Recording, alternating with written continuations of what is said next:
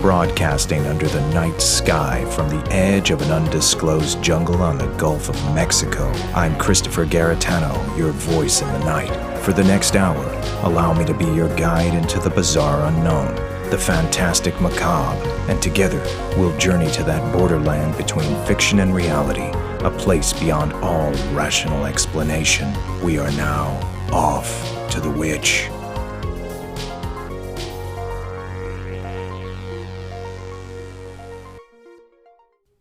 Whatever walks there, walks alone. It's a small but powerful line of literature that I first read one Halloween night when I was 12.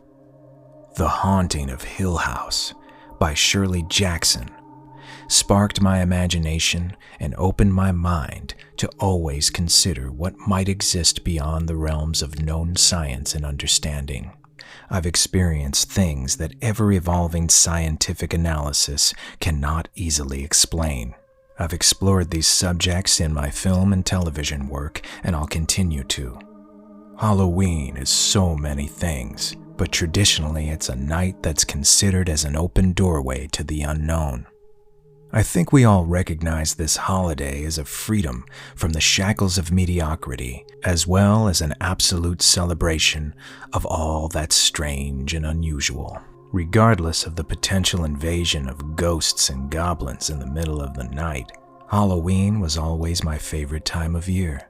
It was a colorful evolution throughout my timeline, beginning with Ichabod Crane and the Headless Horseman, jack-o'-lanterns and fall leaves, Universal monsters, candy corn to candy apples, special effects makeup creations, midnight horror movies, shaving cream and trick-or-treat mischief, to ultimately a profound understanding of ancient energies.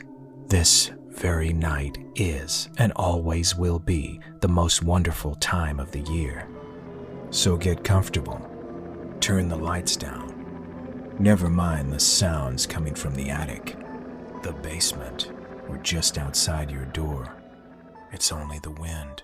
Later tonight, our special guest is Paul Ehlers. In some circles, he's known as Mr. Halloween, but many remember him as the Madman himself. He played the axe-wielding monster in the 1981 drive-in horror classic Madman, and he knows a thing or two about what lurks in the shadows on October 31st. So, let's enjoy the night together, and I'll be right back after this commercial break. In 1968, George Romero reflected back at the world with his horror classic, Night of the Living Dead. Throughout 4 decades, from the rising dawn and on throughout land, he continued to inspire our nightmares. Now, 3 years after his death, George A. Romero returns from the grave with his final masterpiece, The Living Dead, a mammoth novel and his ultimate zombie epic. From Tor Books and co-authored by Daniel Kraus comes George A. Romero's The Living Dead. Find it wherever books are sold.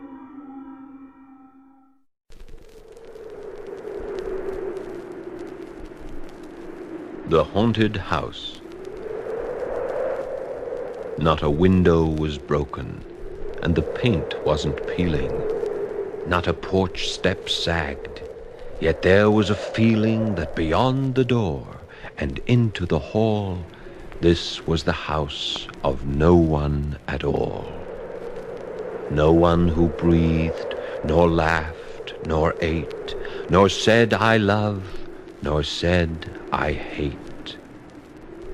Yet something walked along the stair, something that was and wasn't there. And that is why weeds on the path grow high, and even the moon races fearfully by.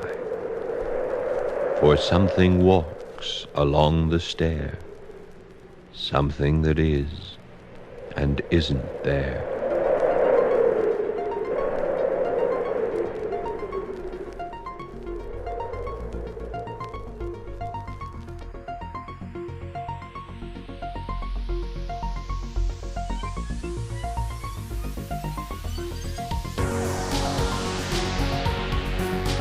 Welcome back to Off to the Witch. I'm your host, Christopher Garitano, and tonight we're celebrating our favorite holiday. The poem you just heard was from a long out-of-print record that I traditionally listened to every Halloween night when I was a kid. It's called Selections from the Haunted House. It sparked my imagination shortly before I discovered a treasure of horror and monster movies of the day. Halloween felt safe, it was spooky, and I faithfully believed, as many kids do, in the unknown. But with all the ghost stories and horror movies that I absorbed in those early formative years, nothing prepared me for the real thing. The first year that the real thing came too close to home was the Halloween of 1984. I grew up in the northeastern United States, in the small harbor towns of Northport and Kings Park, New York. I experienced the distinct change of each season, autumn always being my favorite. We enjoyed the typical fairs and fireworks that come with the territory, and it was the most glorious time for movies. Midsummer of 1984 was an explosive, drive-in celebration of horror, fantasy, and science fiction. Gremlins, a cute monster movie about devious little metamorphs taking over a small winter town, was the hit that summer. I saw it at a drive-in with my family and loved it, but I was already interested in much darker fare. In April of that year, the latest and duplicitously advertised final chapter of the infamous Friday the 13th series, with the central character being a machete-wielding, deformed monster of a man named Jason Voorhees, successfully broke box office records. I saw the trailer on TV, and obsessed over the gory images of my favorite Fangoria magazine. This was a time when the dark side seemed exciting, and it was no real threat because I understood it was all for the movies. I would carry around a special effects makeup kit, practicing on family and friends, and I knew how the monsters were made, but the end of innocence came to me that summer of '84, because there was a real boogeyman out there in the woods. This is the story of when Ricky the Acid King met the devil. Like I told you, summertime was simple when I was a kid. We behaved much like the 1980s versions of Huck Finn and Tom Sawyer. We were constantly outdoors, and a new adventure found us almost every day. We hung out by local ponds, woods, and beaches. We played games of manhunt and hide-and-go-seek until the sun went down and the air was filled with fireflies. It certainly had its magic, and until that summer, for me, murder only existed in the movies. That all changed late one afternoon. I was sitting in my favorite spot by my favorite tree, reading about fictional murderers of cinema in the latest issue of the popular monster magazine Fangoria. I fixated on the images, not entirely or even consciously as a morbid fascination, but genuinely wondering how the special effects artists created it. The dusk that early evening had an eerie glow through the trees. It was the perfect setting for the impending suspense of a horror movie. Suddenly, I heard my grandmother yelling out to me, "Christopher, get inside." I could hear fear in her voice. I didn't hear it before that day. I wasn't sure why she was afraid, but I listened to her. I went inside. Once I was in the house, I overheard the conversations of my father, mother, and grandmother. It was over a news report. The body of a teenager named Gary Ehlers was found in the Northport woods only a few miles from my home. He was stabbed over 30 times. His head was crushed by a large branch, and his eyes were gouged out of his skull with a knife. This was real. It was a very different feeling than the latest chapter of Friday the 13th. After I fell asleep that night, I had a disturbing dream. It was of my father boarding up windows from outside. I was with him, handing him nails, but then suddenly the door slammed, and I was alone. I ran toward the door, but tripped and fell. I looked behind me into the dark, and I could see a figure. A tall, deformed man walking toward me with a knife. I was frozen, and he was getting closer. I could see his face, and the knife slowly moving toward my eye. I awakened suddenly in the night. I looked out my bedroom window, and all I could hear were the nocturnal insects of summer. Not too long after that night, it was discovered that a young man named Ricky Casso and his accomplice, Joey Troiano, were the culprits and killers of Gary Lauwers. Rumor had it that Ricky worshipped the devil and practiced demonic magic with a group called Knights of the Black Circle. A satanic panic quickly gripped the town. The things that I loved became the evil scapegoat for this gruesome murder. It was those slasher films and satanic devil music, they said. We all lived only a short drive from the infamous Amityville horror house, and it's said that Ricky held satanic rituals on the alleged haunted property. Some occultists claim that Ricky was possessed by the same demon that moved Ronald DeFeo Jr. to murder his entire family in the house only a few years earlier. It remains a mystery as to why Ricky really murdered Gary Lauwers. On record, it was revenge for stolen drugs. Ricky was called the Acid King by local teens, and he sold LSD at Northport Harbor. It's said that Ricky was on a large amount of the hallucinogen that night, that he was in a total fantasy world while murdering Gary. While he was awaiting his legal fate, Ricky Casso hung himself in jail. It was my birthday, July 7th, 1984. The fact is that many thousands of teens who ingested the same ingredients that Ricky Casso did, including the movies, music, and drugs, never harmed a soul. A sensational crime novel by David St. Clair titled Say You Love Satan was written not too long after. There were a variety of popular bands that wrote songs about that night, as well as it being the basis of several motion pictures, including the most accurate by filmmaker Jim Van Bebber, titled My Sweet Satan. And that's the story of Ricky the Acid King. Stay tuned for more Off to the Witch.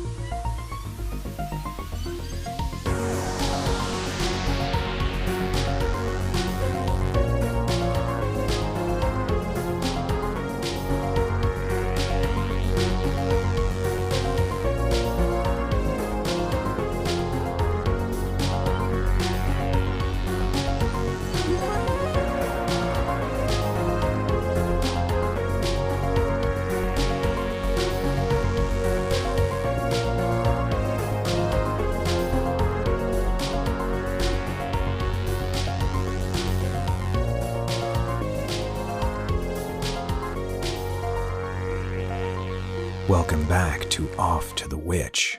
Tonight's guest was first introduced to me through cinema. My parents owned a video store in the 1980s, Norwood Video. In the horror movie section stood a VHS box with the title Madman and a silhouette of a hulking monster holding an axe. It was about a summer camp coming to a close for the fall season, and a legendary killer is summoned by a campfire tale. Paul W. Ehlers played the lead monster, and luckily I ended up befriending him many years later. Unbeknownst to me, he didn't live very far, in the same town of Northport, and I spent many nights visiting him and his wonderful wife Eddie. He even played the devious Jack Pruitt in my 2015 motion picture docudrama, Montauk Chronicles. His home is comprised of the most wonderful collection of bizarre antiquities and oddities. Perhaps the greatest Halloween parties that I ever experienced were at the house of Paul and Eddie Ehlers, and tonight he's spending it with us.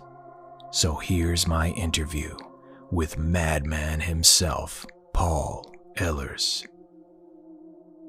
I was lucky in that sense, I think, to be a child of the 50s. And what came along with that were all the films that came out in the 50s. I pretty much saw, I think, every horror film that was available during those years. I got to see Creature from the Black Lagoon when it was released. Almost all of the William Castle gimmicky films, we saw all of those first run in our theater, which included all the effects and all the emergo and everything that Bill Castle tried to do with getting the audience involved in the film. So that was a very big part of it. Can you describe one of Castle's, so to speak, tricks that he used to play on the audience? What was one that you experienced? Well, okay, the one that I physically experienced was watching The Tingler. Okay, they had set up buzzers at the base of some of the seats in the theater. And I remember getting a slight buzzing jolt during that one scene, which was actually made us laugh. I didn't actually scream, although I know screaming is what you had to do to make the tingler diminish down to microscopic size. But it was just funny. What is more uh, in the forefront of my mind is when we saw House on Haunted Hill, and after the sequence where Vincent Price throws his wife into the acid, and there's a scene, and he throws the other gentleman in the acid, and you see the skeleton rise up out of the pit of acid, and you see the skeleton kind of walk towards you, and then from the right side, stage left of the theater, a skeleton came out from behind the curtains and slowly drifted over all these screaming children, including myself. And so you were absolutely immersed in this world. You have this deluge of incredible movies, really affecting you as a young guy. It's informing your artwork. I'm sure Halloween must have been a big thing for you. Halloween was probably the most anticipated time of year for us. I planned way in advance. I remember the days of, before malls or before big stores like Macy's or anything. They would be your local shops, and we all knew who those people were. And you'd go in there, and we'd wait to see the uh, costume he was going to carry for that particular year. And it was very exciting. And they always had that, it was in that box, and it had a clear opening window, and you could see the mask, either a witch or a cat or a ghost. And in there would be that folded up costume. And, we would do those, but a lot of us did our own stuff. I mean, we tried to work with whatever we had in the house to make it an even more convincing character. So we tried those, I would wear those, but after a while I started, learning how to handle certain makeup effects, and I would do my own fangs and my own teeth. And you would just wait for Halloween. I remember really early on in waiting for Halloween to happen. My mother had told me a story that she found me in my bedroom on my knees looking out the window. We lived in an apartment building, and we were on the fifth floor. So I would open the window, and I would lean on my elbows and my hands and look out into, at that time, was kind of an orange sky in the city in Queens. And I was like 2 and 3 years old, and I would sit there waiting for witches to fly by. And my mother asked me about that, and I told her it's what I'm doing. I'm waiting for the witches. I know they're coming. And one time she found me asleep in front of the window. So I guess I gave up on it at one point. But And what do you think it was that caused that fascination, or do you remember what it was? well, I think it was,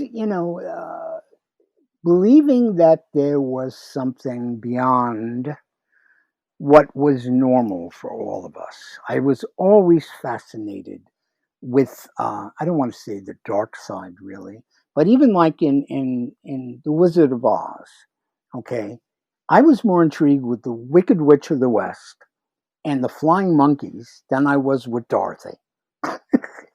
And it just seemed amazing to me to have those powers and that ability, and to be able to do the things she could do, and tossing fire around at that scarecrow. I mean, there was a whole mystique and unknown, forbidden kind of quality to that dark side to the witches and the magicians and the sorcerers and the conjurers. That was something that always amazed me, and it still does to this day. And sometimes people have the misconception that people who love horror or darkly themed artwork or movies or even music are also people who revel in violence, which isn't the case. But I do have a question, and if it's too personal, I totally understand that you don't want to answer it. But when you were a kid or a preteen, the time that you were really enjoying horror movies and truly, in your formative years, were you ever confronted with any type of real violence that made you reflect on all the things you enjoyed? Oh yeah, we lived in Queens, and not far from the Jamaica Avenue L, and there are times that, we had gangs around at that time. I would see guys fighting. Um, I saw a guy stabbed when I was about 5, and I remember my mother pulled me away from that, and it really disturbed me. It's one thing you see it in the film, and it's a movie. It's fantasy, but to see violence done to another human being really upset the hell out of me. And we would even, I mean, I have some grisly things that happen. I remember crossing Jamaica Avenue with my mother one afternoon, and above us was the Jamaica Avenue elevated train. And we heard screeching of brakes and some screams. And I'm crossing the street with my mother, and someone had been struck by the train, and his forearm fell in front of us. And I was 4 or 5 at the time, and it was like, oh my God, there is, when you see the real thing, it really goes deeply into disturbing you. Okay, you can accept all kinds of extremes on the screen, but when you see stuff from reality, it really starts to hit you that this is not what I'm out to do. I do not take any pleasure in that. I think all of us enjoy it maybe on the screen because it exorcises whatever demons we may have at the moment or stresses. But when you see it in reality, it's very different. Did you think of that sometimes, let's say when you saw the heavier films like Hammer films and the violence in that, did that somehow ever bring back that real moment for you? It didn't. I didn't equate it with that as much. You know, as films became more and more realistic in terms of how violent they were, you couldn't help but start to compare it to things in reality. Uh, but uh, I think that the violence on the screen, it was always in a very different place. We would still have dreams that would be intense. I remember having a lot of nightmares as a child, and these things would repeat themselves in nightmares. I would see some of these things, like the arm. I saw that in a dream. That type of thing would recur. Okay, so yeah, so I remember that happening. And so you experiencing that didn't ruin horror movies for you because they're so different from each other. Yes, it didn't. There was there was something about the horror films. I was able to put it in the right context for what I was watching. Okay, and I was able to separate it. I mean, there really might be people that can't do that. That can't separate those two things from the fantasy and the reality of what they're seeing on the screen. Those kind of people I worry about. you know, where to them that's normal, but no, to me it was not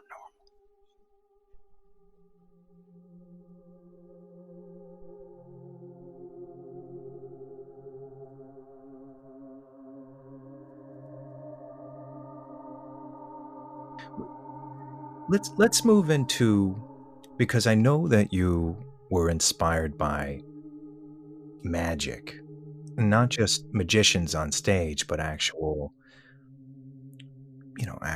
magic. Do you believe that there are, and we don't have to get too into your real personal beliefs, but just as a general rule, do you believe in universal energies and that people can manipulate them with certain intention?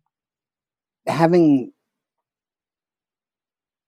an interest for years in trying to get to uncover some of the hidden secrets about various spiritual beliefs, and I always thought there was more, um, as it is in Shakespeare. There are more things in heaven and earth, Horatio, than are dreamt of in your philosophy. Um, Always believed that. I always believed that something else was at work, and it became kind of an obsession to see to what lengths the human mind could manipulate things, or if it could even do that in reality. And I got involved with a number of groups over the years to just kind of sit in and see what they believed, and see if there was anything I could glean from their beliefs that I could hold true to myself, and uh, keep something that would make sense to me, and be something I could use moving forward. A lot of times, for me personally, I there's kind of a spidey sense within yourself. Some of us that when something rings true and when it doesn't. And I had an awareness when people were talking about things that I just thought were just not true. What I'm hearing from these people is their own egos, their own desire to control people. I didn't agree with any of that. It was mostly what could be done to focus the energy of our own minds and how much could be gotten from having an understanding of what we could put ourselves through. Um, Years ago, I used to uh, go off into the woods, and I would spend sometimes almost the entire night alone and just trying to perceive everything that was around me and to have more of an affinity with the darkness, an affinity with the night. For some reason, I have always been able to create better at night. Um, and most of my writing that I do, my knife designs, all of that, I usually do in darkness. When the sun goes down, it's just a stronger time for me. And so, with the same perspective, do you believe that Halloween night, as it's said in tradition, is a powerful night for that as well? Oh, I think so. I think we've seen that. I've seen it myself over the years. Um, Interestingly, so many different civilizations have similar festivals at the end of the growing season and all around the world. There was a time when people would bemoan the passing of the sun and the days getting shorter. And usually at harvest time, when the final harvest was brought in, um, people would do things to symbolically draw back the sun, bring the sun back, the warmth of the sun back to help the growing, the fields, to do all of that. And when the days would get shorter, there was at that time during the end of October, at least in the Celtic countries and Northern Europe, um, what they would do is on Halloween night, which back then the Celts called Samhain, and it was considered the the Wiccan New Year was normally Samhain, and that was Halloween. And it was a time when the veils between both worlds, the living and the dead, the dark and the light, would be very thin. And it was believed at times like that that we could reach out and contact ancestors, people that had gone before us. And in many different civilizations, they would, for instance, like Day of the Dead in Mexico, they would make the sugar skulls and foods and bring them to the graveyards and cemeteries in honor of the dead that had passed. And they would leave foods on the graves. In Ireland and in the Celtic lands, the belief that the veil was thin between the living and the dead would have them also leave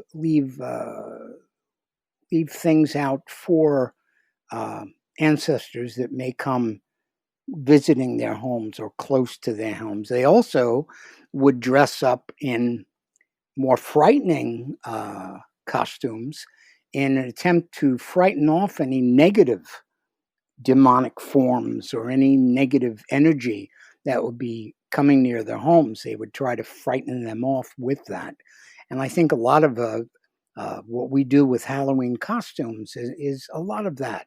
I think it's represented pretty much by what they did in those years. When the Irish came to the United States, we did not have a Halloween during the middle of the 19th century. It's when the Irish came here and they brought their traditions with them.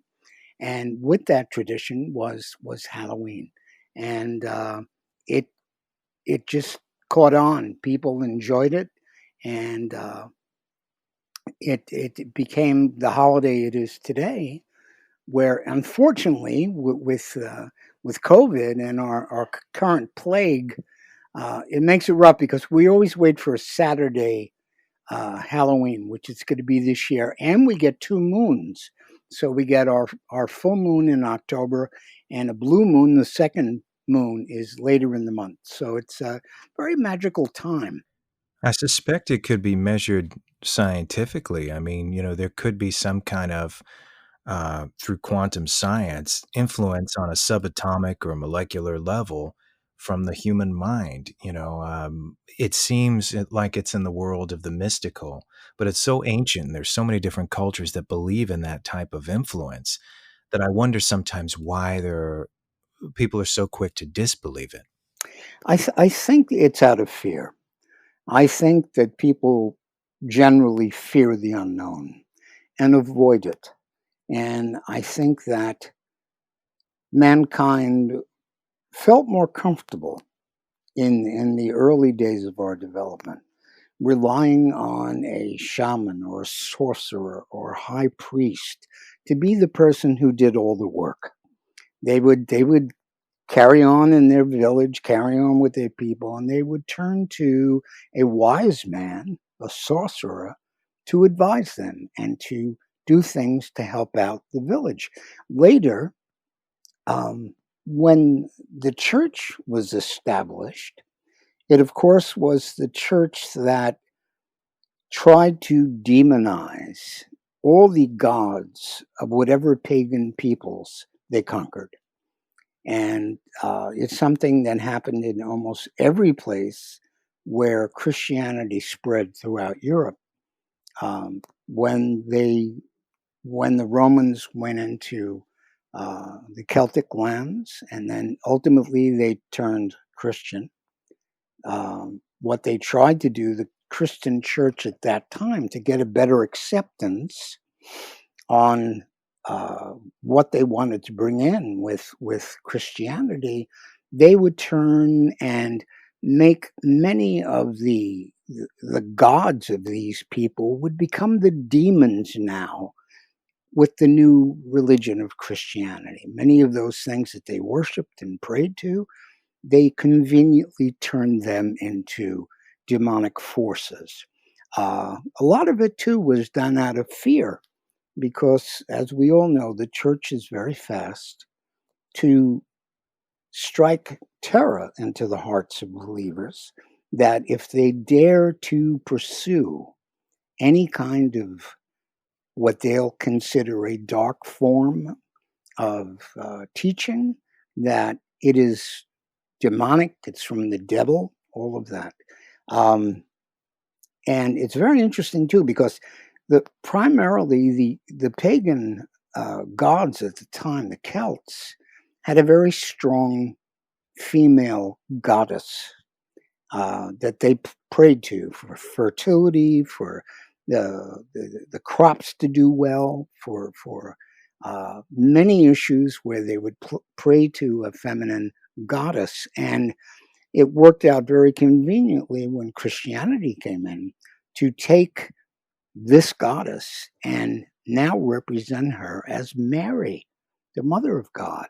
So it was kind of a smoother transference of power. But there always were those who did not embrace the new ways, and they found that they could work in the old forms of belief that were based more on magic and the elements in air, fire, water, and earth, the winds, things like that. And especially people in agricultural societies, they had a reason to want rain, to believe in rain, to believe in the harvest, and to hope for and wish for all these things to happen. Many times, of course, they would sacrifice animals and the like to bring about a good harvest and to satisfy and make the gods happy. But that in time changed when the church became the dominant force in the world. They, I think, were very threatened by any force outside of their beliefs, outside of the organized church. And we see what happened throughout history of that. When you had a woman or men who still practiced possible pagan rites and worked with animals, worked with herbs and things that could be found in the wild, that was, deemed witchcraft. And those people became a threat to the organized church, and so much of a threat that they were often slaughtered. I've seen the same religious persecution even in modern times against the holiday that we're celebrating tonight, with the same fear that it's opening up doors to demonic energies and things like that. And I think much like it, depending on what you believe, if you believe that this is a demonic night and that doors are opening up evil, and if you acknowledge it as a good thing, this holiday, I think your belief can conjure up a lot of negative energy. I think you're the catalyst for the power. Do you believe that's correct? I certainly do. And people are very fast to label something as dark or evil. And I like to think that if we talk about natural powers that are in the universe, if we look at electricity, and I mention this often, the same electricity that can keep a heart-lung machine going, that can keep blood pumping through a person after surgery, the same electricity that can be used to save and to, like with a defibrillator, can be used to stimulate the heart and bring it back. That electricity, you would not deem that to be either good or evil. Okay? It's it's it isn't those things. It's not a good or an evil thing. Electricity, which can be used for all those things to save life, can be used to electrocute a prisoner. Okay? That doesn't make the electricity evil or dark.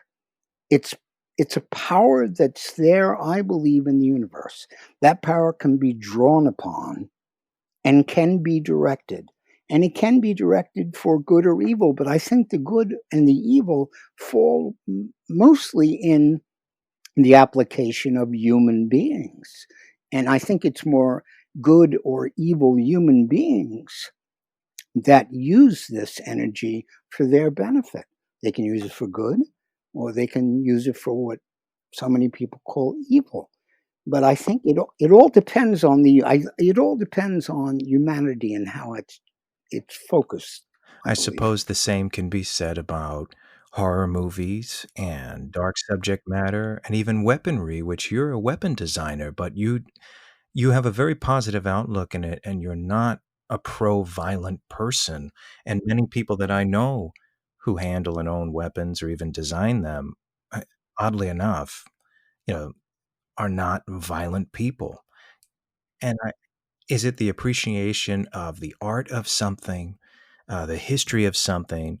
It doesn't necessarily mean that you're somebody who is suggesting that everyone should wield a weapon or be some kind of violence monk. Exactly, or worship Sure. violence in any way. Sure. I what I did with my art and my design work and what they've labeled fantasy knives, which unfortunately today has almost become a negative way to look at it. There was a time when myself and the men I work with, Gil Hibben and Paul Fox, back in the day, what we did artistically was very new.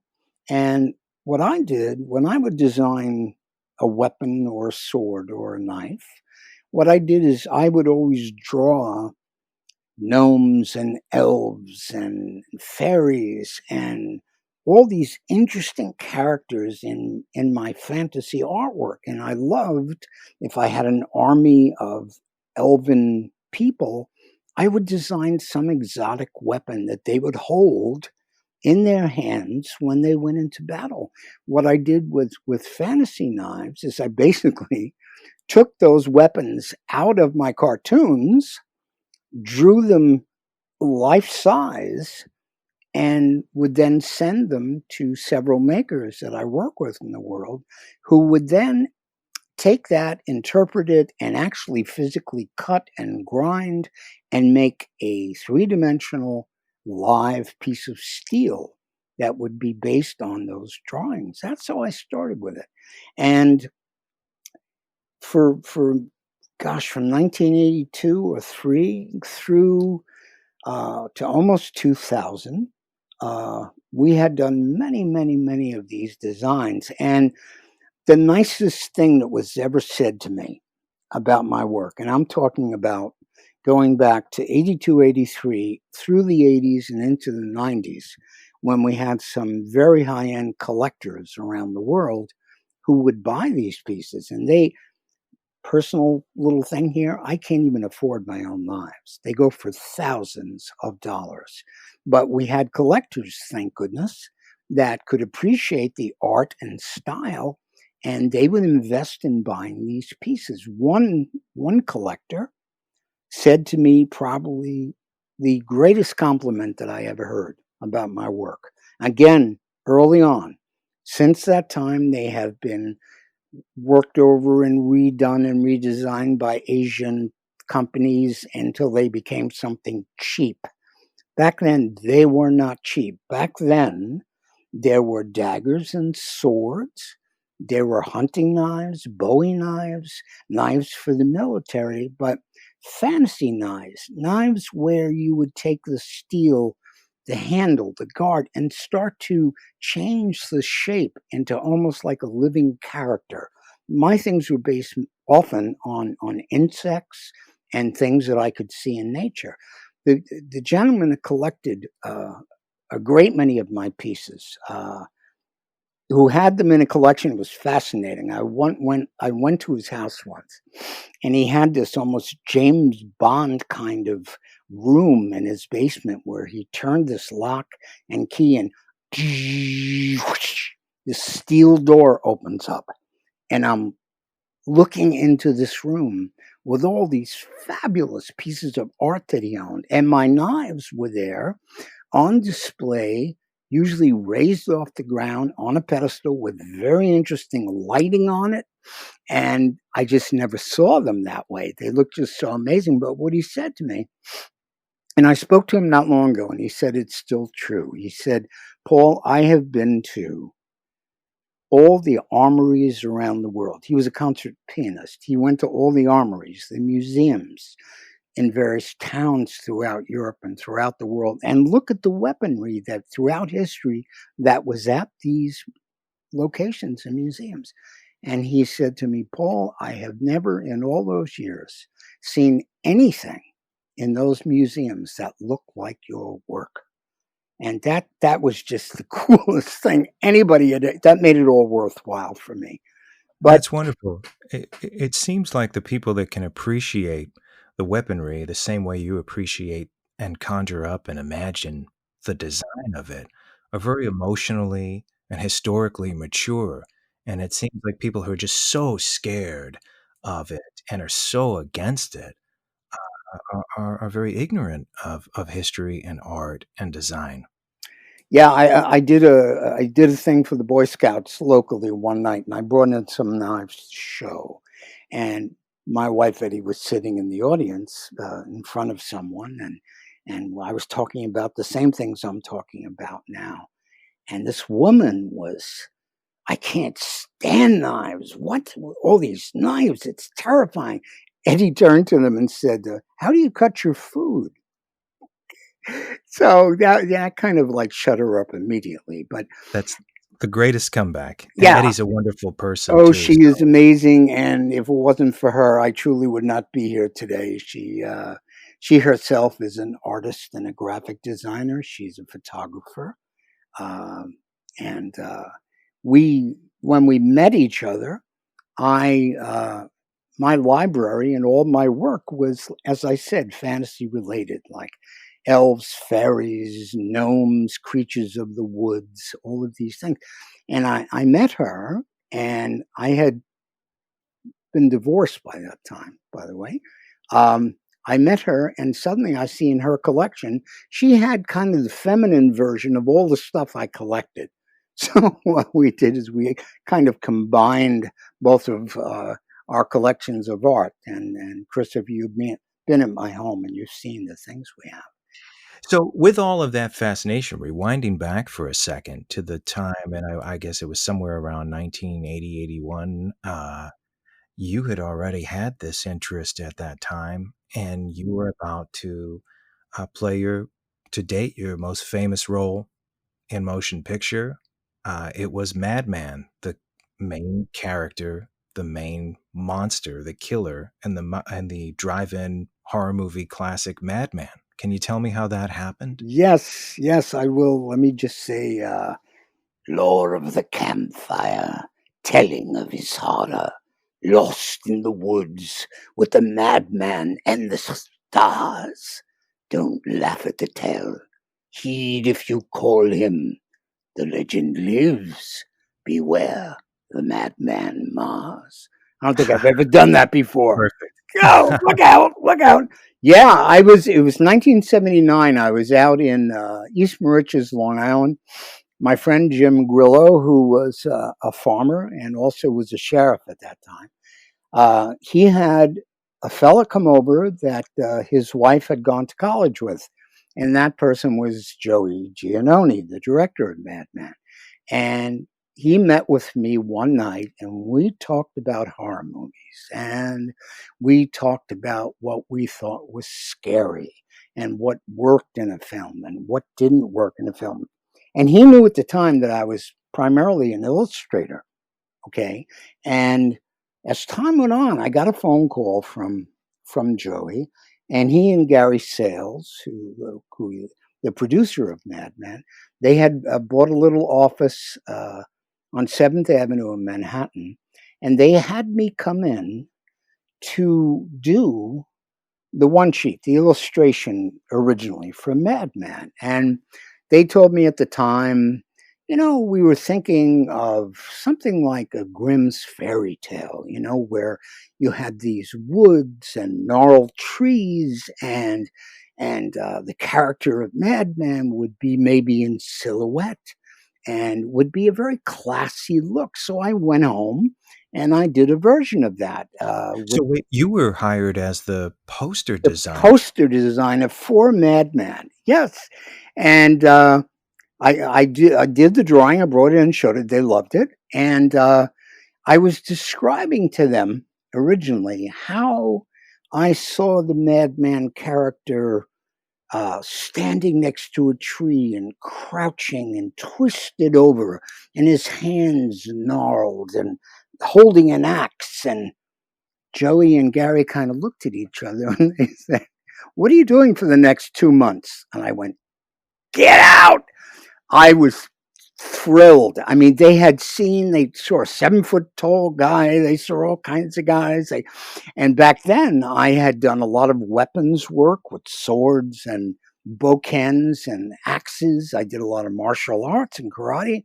So I was raring to go, man. I was ready to do it. And they gave me my first shot, really. And I was thrilled about it. I couldn't believe it because here I am. We talked earlier about all the movies I watched as a kid in the theaters and all the characters and Christopher Lee and all and Oliver Reed and Curse of the Werewolf and how much I adored all these people. And it turns out here I am, Mr. Horror is now going to be starring in a horror film. I couldn't believe it. I was blown away. And we had some meetings. We talked about the character, what he was going to look like. I had helped out with that. I did some sketches, and we had done a mask. I had my face cast, and they did a sculpt over that. And I remember Joey and we went to go look at the character and see what it looked like. They had done claws, hands. They did a head.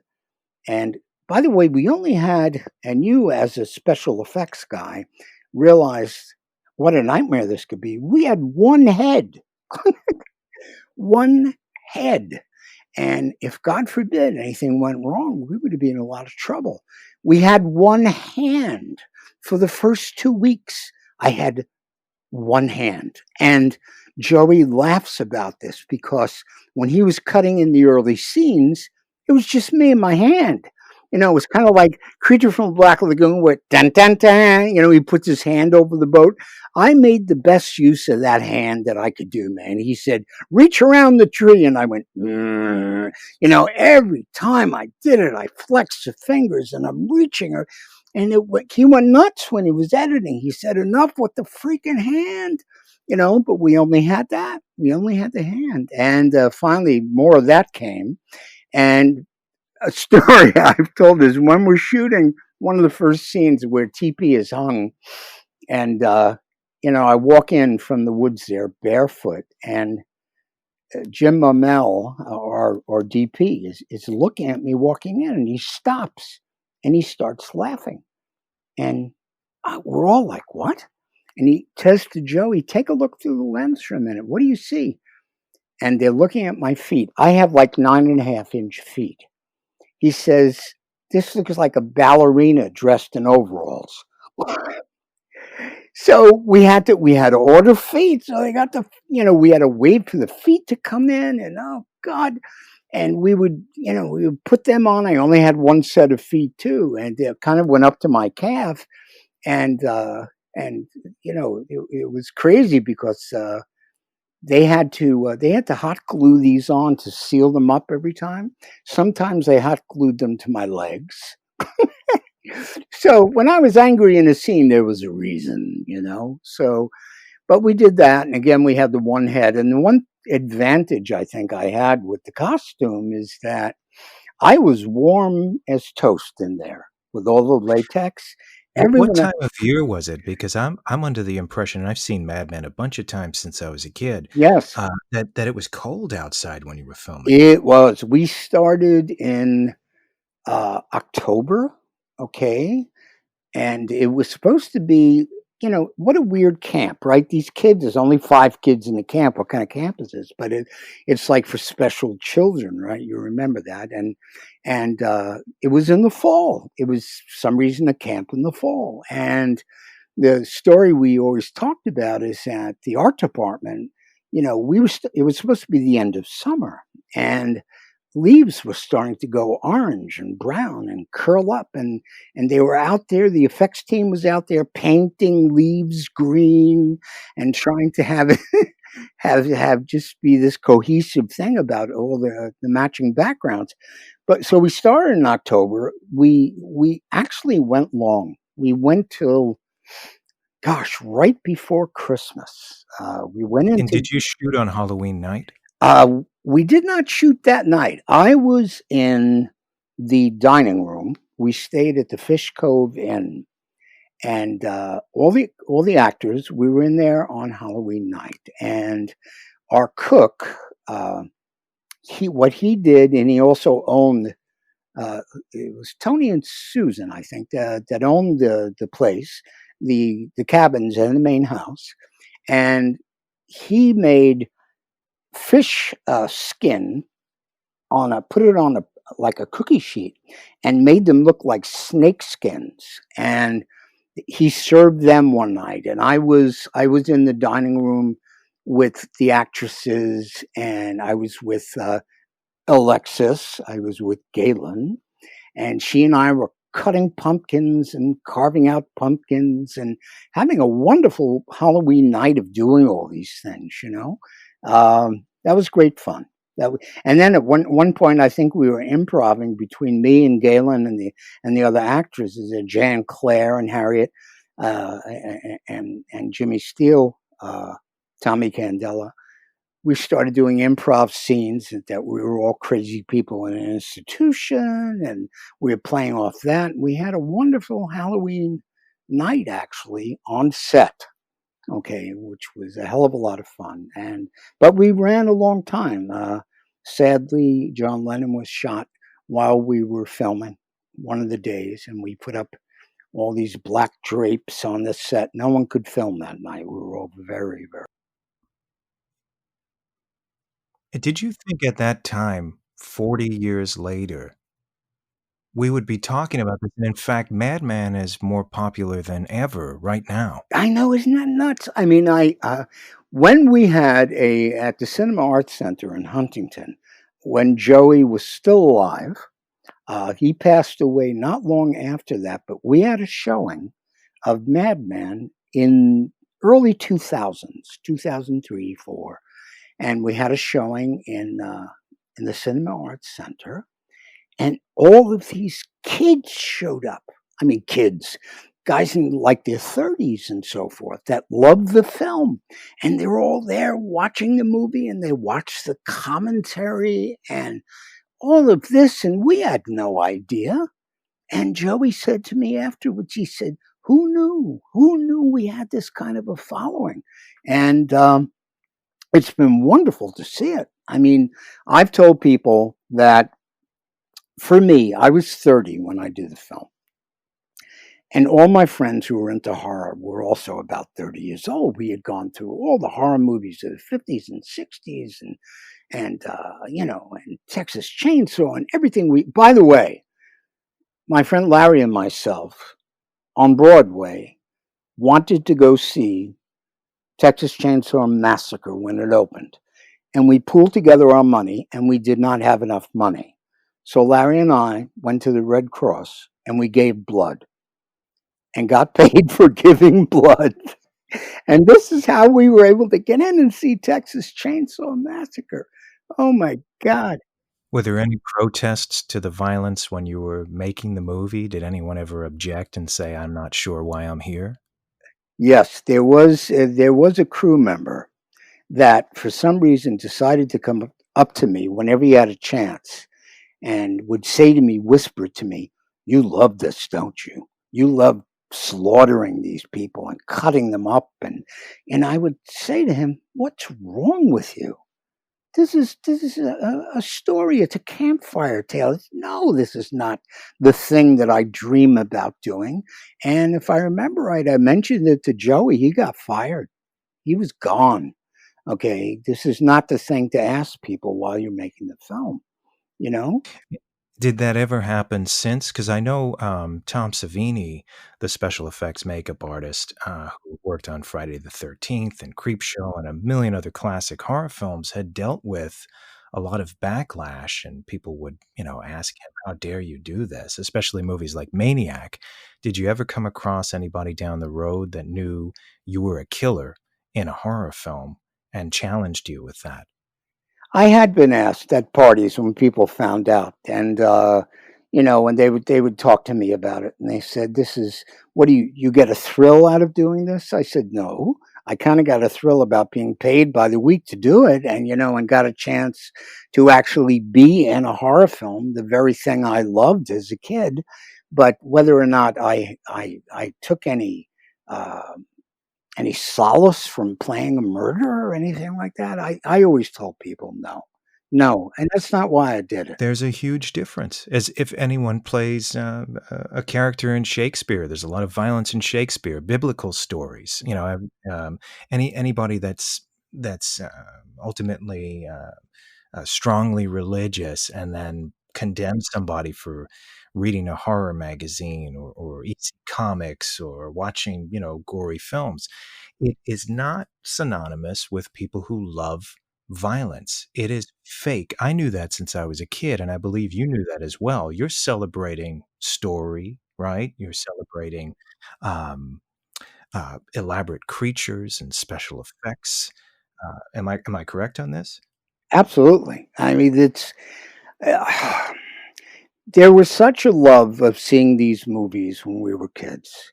I mean, there was nothing like it to be in that audience and have the lights come down and start to show these movies and the feeling it gave you when you would leave there and you went home. If you went home in the dark, you'd have that anxiety that something was going to happen, and uh, it was amazing. Unfortunately, today, if I want to see horror, watch the news. you know, I mean, it's tough. I mean, what I'm seeing happening day to day in the world is often so horrible that we had nothing on those things. I mean, it's I don't know. I don't know. No, The you world you has are 100% correct because watching the news has given me the lowest of lows that I've never felt from a horror movie. The last couple of things I want to address, and it is people are listening to this for the first time on Halloween Eve or Halloween night. Describe, because you know it so well. What is the perfect Halloween night? Tell me how you set it up. What do you do? well, what we've been doing, my wife Eddie and myself. Uh, it would be one thing if we had friends come over, which we did for many years, except for this year, because of the concern for COVID.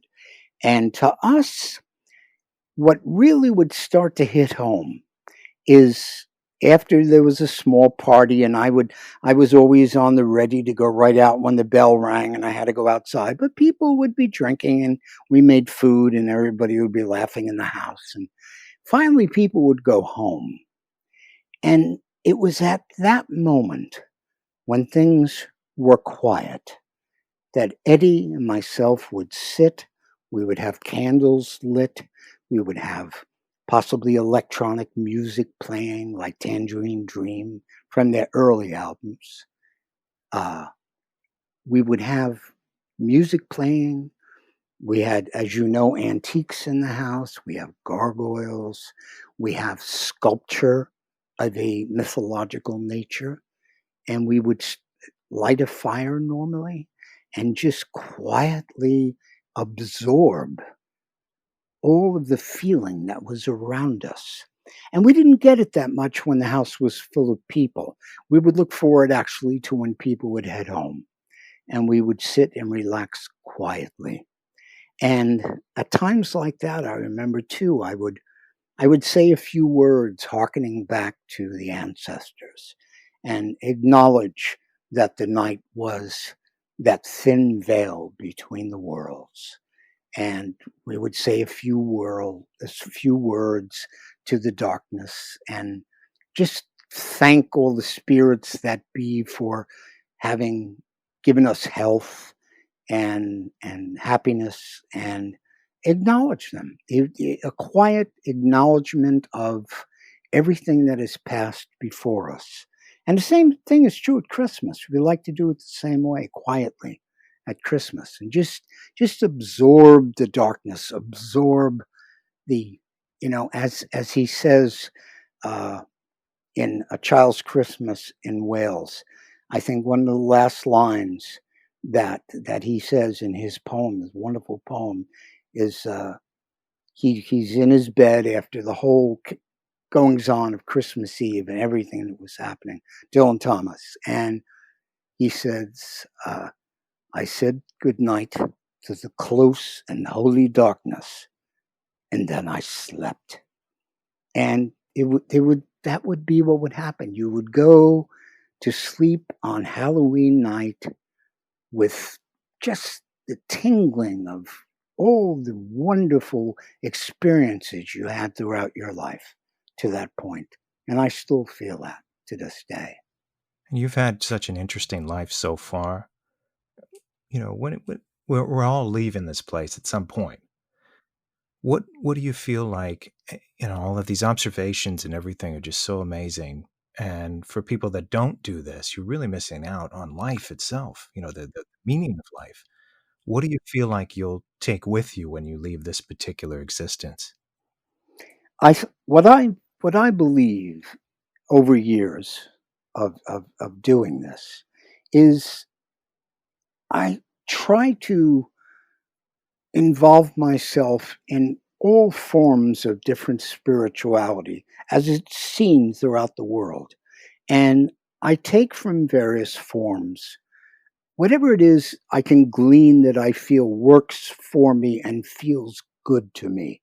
And learning about spirit, learning about possible spiritual survival, learning not to be afraid of darkness, learning to embrace the other world. And I guess my goal would be, what I would hope is that at the time of my physical death, what I would want is for my consciousness to remain together, for my thoughts and my ability to reason and understand and perceive what I may see after the death of my body, to be able to face that, understand that, possibly even question things that I've wondered about my entire life, to keep that consciousness together after the death of my physical body would be something that I hope very much will happen.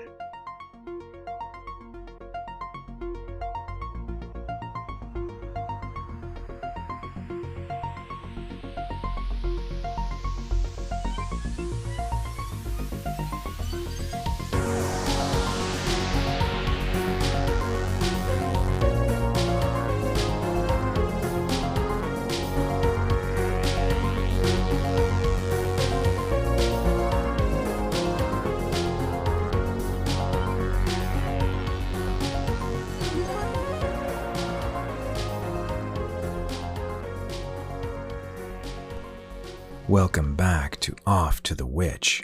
I want to thank you for spending this night with me. The theme of this episode is partially a reflection on things we love. Halloween, to me, is a celebration of creativity, freedom, imagination, the unknown and realms beyond. It's not to revel in the darkness of the human soul, but to rejoice in how wonderfully bizarre and uncharted our existence is. It's also a New Year's Eve for many of us, and we celebrate throughout the entire month of October. Rarely do I meet a sinister soul or person that knows the joys of Halloween like we do. That's for the stiffs who could never know, the politicians, those who are filled with only greed for the dollar and for power over people and nothing else. So, on this Halloween night of 2020, know that you are untouchable. They can't take away your imagination and wonder, your creativity, and love for a holiday that will exist long after they're all gone with the autumn wind. I wish you all a happy Halloween.